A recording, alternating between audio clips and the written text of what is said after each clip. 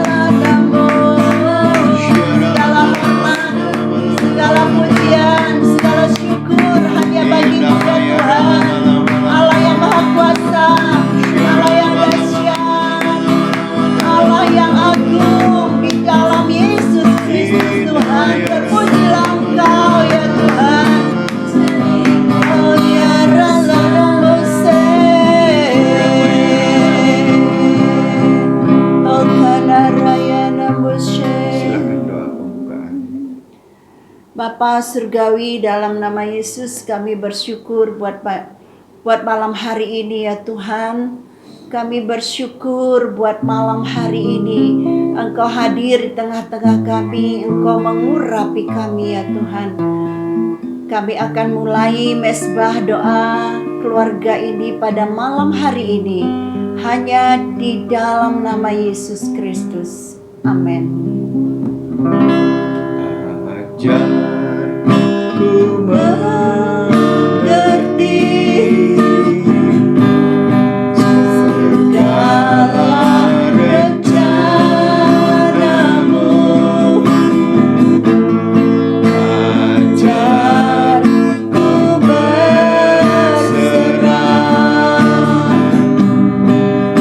hanya padamu.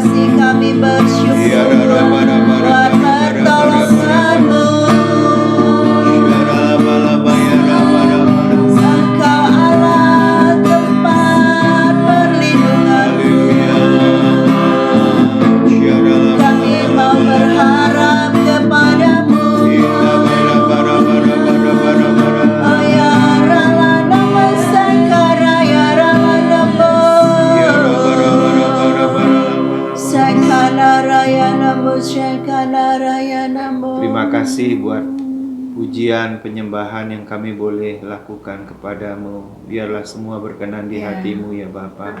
Engkau hadir Ampuni di segala tengah-tengah kesalahan kami ya Tuhan. Yes, Tuhan. Seperti kami juga mengampuni kesalahan orang lain yang Ya, bersalah Bapa. kepada kami. Tuntunlah kami ya Tuhan Ya, melalui Yesus. firman-Mu ini.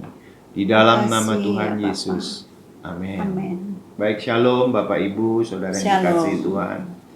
Kali ini saya rindu untuk berbagi firman Tuhan. Saya berikan tema pengharapan di tengah-tengah penderitaan. Nah, terambil dari firman Tuhan dari Mazmur 126 ayat 1 sampai dengan ayat yang ke-6. Silakan untuk dibacakan. Ya, demikian firman Tuhan. Nyanyian ziarah ketika Tuhan memulihkan keadaan Sion, keadaan kita seperti orang yang bermimpi. Pada waktu itu mulut kita penuh dengan tertawa dan lidah kita dengan sorak-sorai. Pada waktu itu berkatalah orang di antara bangsa-bangsa, Tuhan telah melakukan perkara besar kepada orang-orang ini. Tuhan telah melakukan perkara besar kepada kita, maka kita bersukacita. Pulihkanlah keadaan kami, ya Tuhan, seperti memulihkan batang air kering di tanah Negeb. Orang-orang yang menabur dengan mencucurkan air mata akan menuai dengan sorak-sorai. Orang yang berjalan maju dengan menangis sambil menabur benih, pasti pulang dengan sorak-sorai sambil membawa berkas-berkasnya. Amin. Ya, masa pandemi COVID-19 belum berakhir.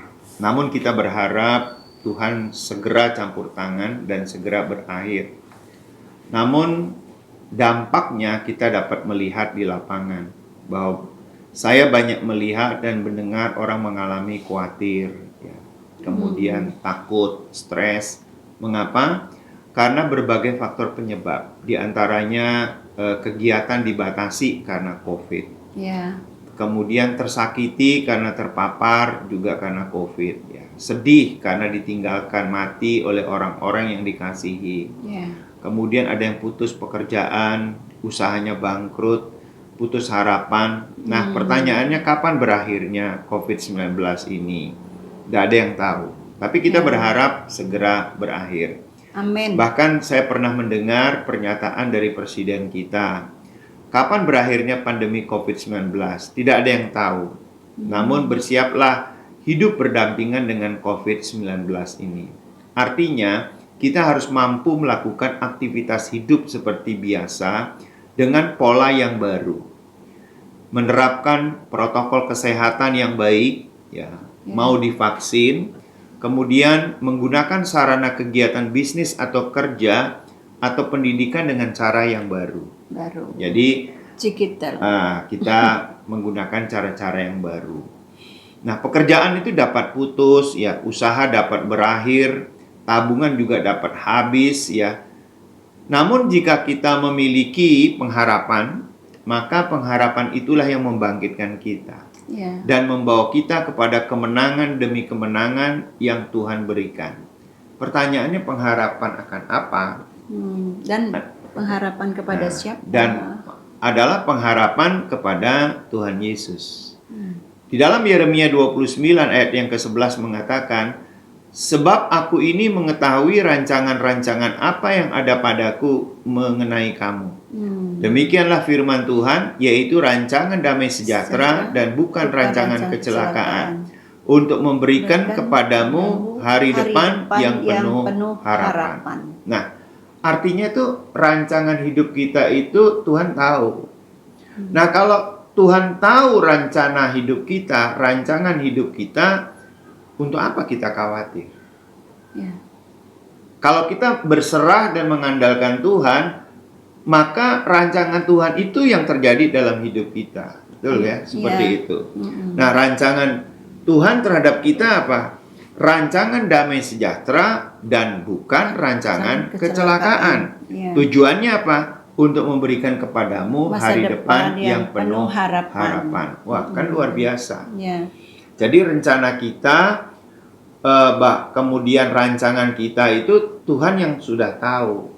Nah, yang menjadi masalah kan sering rencana saya yang harus jadi. Itu yang sering jadi masalah. Katakanlah saya sudah membuat rencana 5 tahun ke depan. Rencana saya itulah yang harus jadi. Padahal Tuhan punya rencana terhadap kita. Sebaiknya kita bertanya kepada Tuhan, apa yang menjadi rencanamu buat saya? Jadi kita harus menyelaraskan dengan jadi Tuhan ya. Rencana kita yang harus kita selaraskan dengan rencana Tuhan. Sehingga tercapailah tujuannya Tuhan di dalam diri kita. Nah, sehingga kita hidup tidak stres, tidak khawatir, tidak takut. Kenapa? Karena rencana Tuhan yang jadi dalam hidup kita, bukan rencana kita sendiri yang jadi. Nah, sekarang kita akan melihat ya, apa artinya pengharapan menurut Kristen ya. Pengharapan itu artinya meletakkan kepercayaan kepada janji-janji Allah. Bahwa sesuatu yang dijanjikan Tuhan pasti terjadi. Nah, itu dia artinya pengharapan. Jadi kalau pengharapan kepada Yesus itu artinya meletakkan kepercayaan kepada janji-janji Allah bahwa sesuatu yang dijanjikan Tuhan pasti terjadi. Contoh, Allahku akan memenuhi segala keperluanmu menurut kekayaan dan kemuliaannya dalam Yesus Kristus Tuhan. Nah, kalau kita percaya kepada janji Tuhan, maka Tuhan akan genapi janji-janjinya kepada kita. Oleh karena itu berharaplah kepada Tuhan. Supaya janji-janjinya itu terrealisasi dalam hidup kita. Jadi bukan berharap kepada sesuatu yang tidak jelas. Tapi berharaplah kepada janji-janji Tuhan. Karena kalau Tuhan yang berjanji, Tuhan pasti ditepati. Tapi kalau orang yang berjanji belum tentu ditepati. Nah, sebab itu supaya kita tidak kecewa, jangan pernah berharap kepada janji-janji seseorang, tapi berharaplah kepada janji-janji Tuhan. Dia pasti menepatinya. Amin. Nah, sekarang apa saja pengharapan kita di tengah-tengah penderitaan? Kalau saya boleh katakan, pandemi COVID-19 ini membawa banyak penderitaan. Nah, tentu ada pengharapan kita di tengah-tengah penderitaan. Apa? Dari firman Tuhan yang tadi kita baca, yang pertama, harapkanlah Tuhan memulihkan keadaan Sion. Ya, memulihkan keadaan kita ya. Ya, Mazmur 126 ayat yang pertama. Nyanyian ziarah ketika Tuhan memulihkan keadaan Sion, keadaan kita seperti orang-orang yang bermimpi. Jadi kita mesti setiap hari berdoa sesuai firman Tuhan untuk pemulihan keadaan kita. Katakanlah kota kita, wilayah di mana kita berada, tempat di mana kita berada, keluarga kita, pekerjaan kita, usaha kita, sekolah kita. Jadi kita mesti doakan apa yang sekarang dipercayakan oleh Tuhan. Kalau masih sekolah, doakan sekolahnya. Supaya melalui sekolah ini nama Tuhan dipermuliakan. Kalau kita bekerja di perusahaan tertentu, doakan perusahaan itu supaya tidak bangkrut. Ya, supaya melalui pekerjaan ini nama Tuhan dipermuliakan. Kalau kita dipercaya usaha, doakan usaha kita itu supaya Tuhan berkarya dalam usaha kita, sehingga usaha kita makin hari makin mempermuliakan nama Tuhan. Itu yang dimaksudkannya. Nah, oleh sebab itu pada waktu kita berdoa untuk pemulihan Sion, pemulihan kita, maka sertailah penuh dengan tertawa. Artinya apa? Bersukacita. Bersukacita. Benar, kita dalam penderitaan, tapi Tuhan mau kita bersukacita. Nah, tidak mudah kan? Dalam penderitaan kita bersukacita. Kalau lagi seneng, banyak uang, banyak kerja, banyak proyek, bersukacita gampang bersukacita. Tapi kalau lagi sedang penderitaan, untuk bersukacita itu tidaklah mudah. Tidak mudah bersukacita dalam penderitaan. Nah, ini yang Tuhan mau. Ya. Yang kedua, apa pengharapan kita kepada Tuhan? Harapan kita adalah Tuhan itu telah melakukan perkara besar kepada kita. Wah, ini luar biasa ya. Di ayat yang ketiga dikatakan Tuhan telah melakukan perkara besar kepada kita, maka kita bersukacita. Jadi kita mesti berdoa sesuai firman Tuhan bahwa Tuhan itu sanggup melakukan perkara yang besar terjadi pada diri kita. Apa itu? Wah, kira-kira apa ya? Ya. Perkara besar, Tuhan lindungi kami dari orang-orang terpapar COVID-19. Wah, namanya virus kan kita tidak tahu. Tapi kalau Tuhan berkenan dan Tuhan melindungi kita, ya kita menjadi aman. Ya. Kita jadi aman. Ya, katakanlah ada banjir besar begitu, Tuhan, Engkau lakukan perkara besar, Kau melindungi kami. Banjirnya tetap ada begitu, tapi kita dilindungi oleh Tuhan, diluputkan dari banjir itu oleh Tuhan. Nah, kemudian banyak orang yang putus pekerjaannya, kena PHK. Tuhan, tolong lindungi saya, lakukan perkara yang besar. Bisa saja kita kena PHK, tapi besok kita dapat lagi pekerjaan yang jauh lebih baik dari pekerjaan awalnya. Ya. Bisa seperti itu. Atau bisa saja orang lain yang kena PHK, kitanya tidak kena PHK. Tuhan itu punya cara untuk melindungi kita, Ya, meluputkan banyak kita. cara untuk menolong Banyak kita. cara yang kita tidak bisa kita pikirkan. Seperti apa ya cara Tuhan melindungi saya? Nggak bisa kita pikirkan. Nah, kemudian kita juga mesti berdoa agar Tuhan memulihkan kehidupan kita yang kering menjadi berair.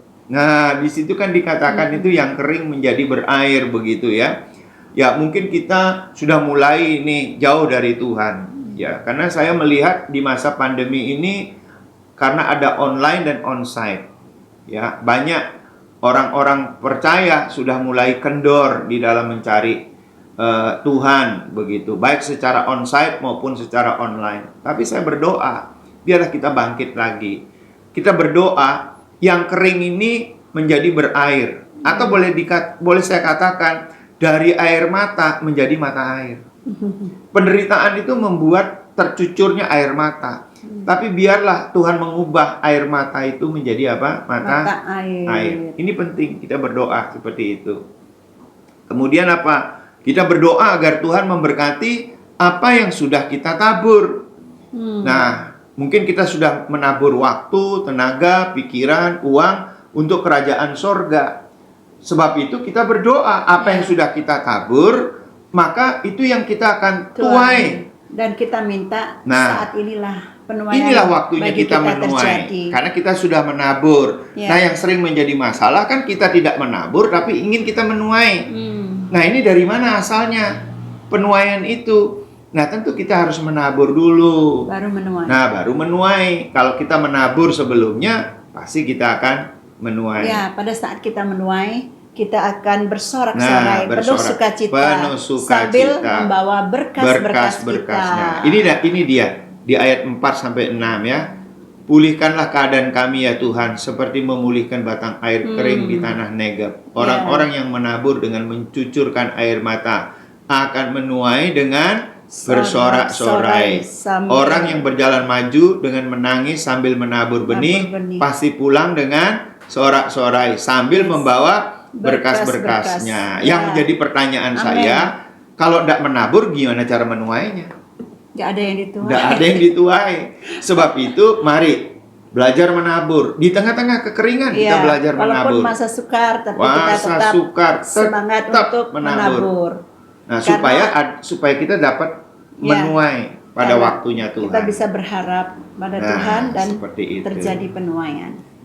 Nah, inilah firman Tuhan. Ialah firman Tuhan ini yang memberikan kekuatan kepada kita. Nah, mari kita akan berdoa bersama-sama. Yang pertama, Tuhan memberi pengharapan ya. Tuhan memulihkan keadaan kita, keluarga ya.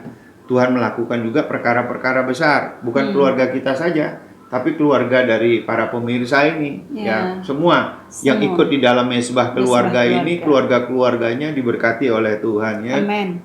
Dia mendoakan istri saya ya. Kemudian yang berikutnya juga Tuhan memberikan terobosan bagi keluarga, pekerjaan dan pelayanan. Nah, itu menjadi satu pokok doa kan. Nah, kemudian saya akan berdoa untuk pemulihan bangsa ini ya, dari COVID-19 dan resesi ekonomi global. Mari kita berdoa. Bapa Surgawi, dalam nama Yesus kami bersatu hati bersama saudara-saudara kami yang ada di rumah-rumah yang mengikuti mesbah keluarga pada malam hari ini. Kami mau berharap kepada Engkau Tuhan, kami mau menyerahkan seluruh kehidupan kami kepadamu ya Bapa. Bapa, sesuai dengan firman-Mu bahwa Engkau akan memulihkan keadaan kami, Engkau memulihkan keadaan Sion, yaitu keadaan kami Tuhan.